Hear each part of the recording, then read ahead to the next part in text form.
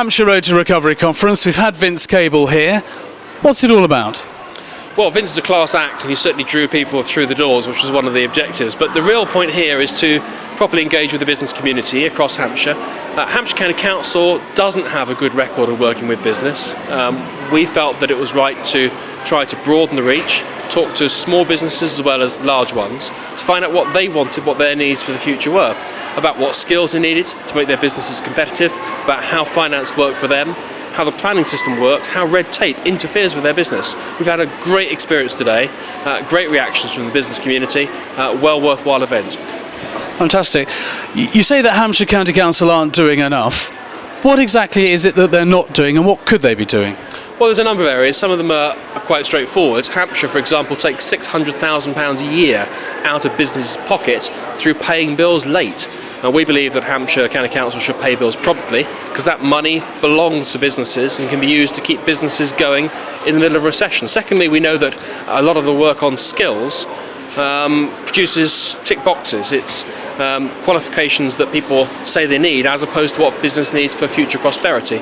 Talking with business means we can find out what those skills gaps actually are and encourage local educational institutions to provide the courses that are really needed to make our economy successful for the future.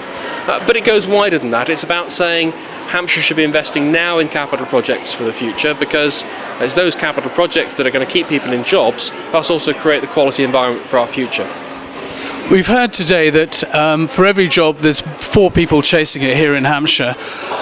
Young people in particular seem to find it very difficult to actually get onto the career ladder.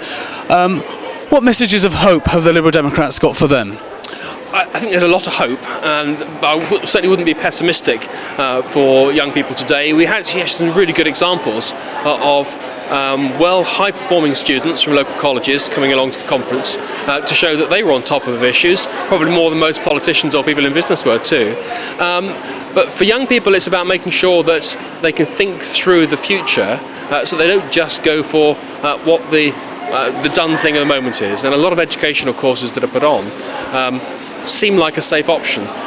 Thinking about what the relationship they might have for a career is, what businesses they might want to be part of, and then making sure those skills are available. So educational providers can fill that gap, but it requires planning and thought, and again that was one of the points of today's conference.